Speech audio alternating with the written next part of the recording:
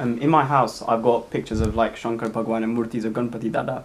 Are you saying that we should probably take these down now if we're supposed to, worship a oneness, a unity, and a philosophical religion as opposed to one with a face?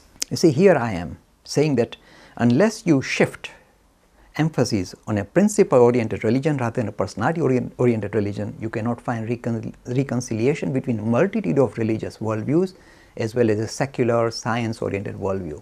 I am suggesting this. Straight away, you see, from the orthodox lobby, from the traditional lobby will come a challenge saying, Mr. Lakhani, what are you doing? You are demolishing our love of God as Shiva or as Vishnu. What are you doing? What are you doing? You are demolishing everything that we can hold so dear to us. We got images of gods and goddesses, we go to the temples, bow down, offer things to the gods and goddesses. Why are you doing this to us? Why are you demolishing the only thing we have?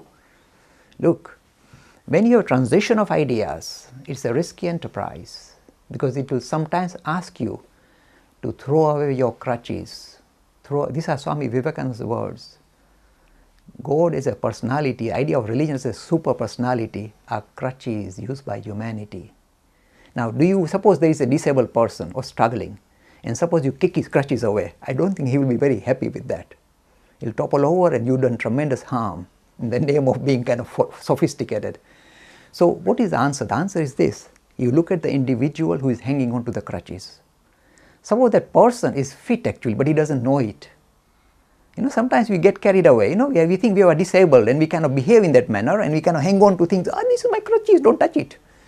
So we sometimes get fixated on our weakness and we want to hang on to it because it is part and parcel of our character and we have inertia.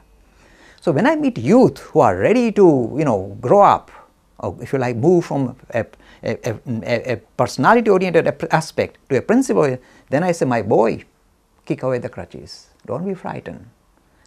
I'm not making it up. This is Swami Vivekananda, purest of pure Swami Vivekananda. But suppose, my mother, for example, she's at the moment actually physically disabled and she's using the, Zimmer frame. Suppose I kick the Zimmer frame away. I think I'll be tremendous. First of all, she'll chase me with a stick if she can. Now, you are not supposed to do that. So, depending on the individual, suppose I meet a devout Hindu who is fixated on the idea of God as a super personality, and his whole life is nothing but devotion and worship. Then I know that this is, if you like, something that from which he cannot be weaned off. I can't wean him away from this particular approach. So what should I do? I should say, hang on, there is no way. Until that person feels able enough to say, no, actually I can walk. I don't need the Zimmer frame. Until that person feels confident enough and he is in that position to kick away, then it is time for him to kick away or she to kick away. But until that time, give them that luxury.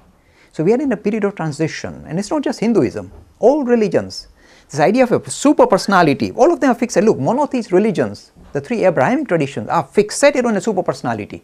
And you can imagine why Richard Dawkins rolls up his sleeves and tears them apart. Because the idea of a super personality comes with more questions than answers.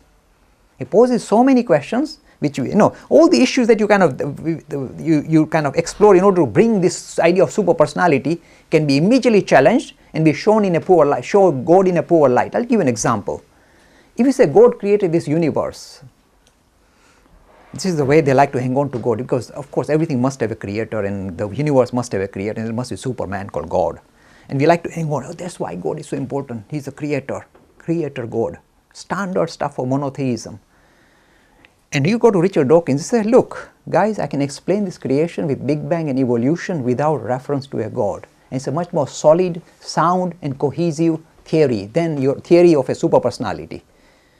Because if there's a super personality, then when I look at the world appears so jagged and so cruel, especially in the animal kingdom. That means your God must be a monster.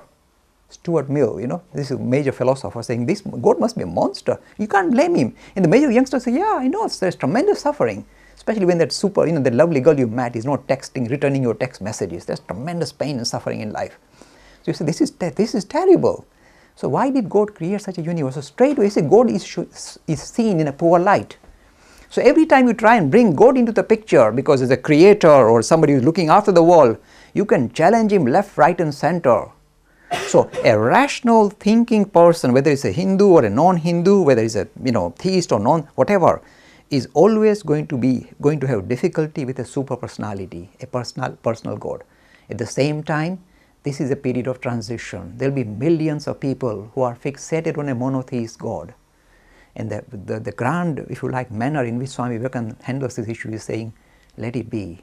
When their time comes, they will transcend it. For the time being, don't kick it away. So if your parents are, they love, look, in my own family, let me be very clear, I'm a non-theistic Hindu. Means I don't like the idea of God as a personality. I find it, you may be surprised, I find that not suited to my temperament.